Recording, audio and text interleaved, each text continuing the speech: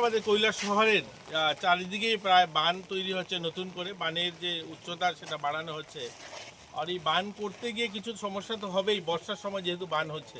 একটা কথা আমাদের সকলের জানি আমরা, যে এই বাঁধটা তৈরি করার পিছনে ছিল যে বাংলাদেশের ভিতর দিকে যেভাবে তারা রাতারাতি বাঁধটাকে উঁচু করেছে, তার পরিপ্রেক্ষিতে আমাদের এই বাঁধটাকে স্ট্রেনথেন করা প্রয়োজন হয়ে পড়েছে।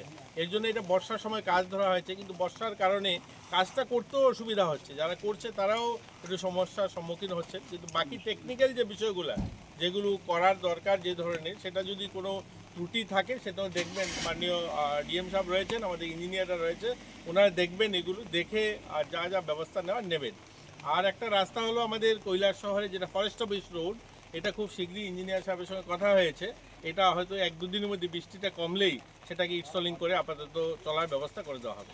এখানে টোটাল শহরবাসীর একটা অভিযোগ যে বাঁধের কাজ শুরু প্রথম থেকে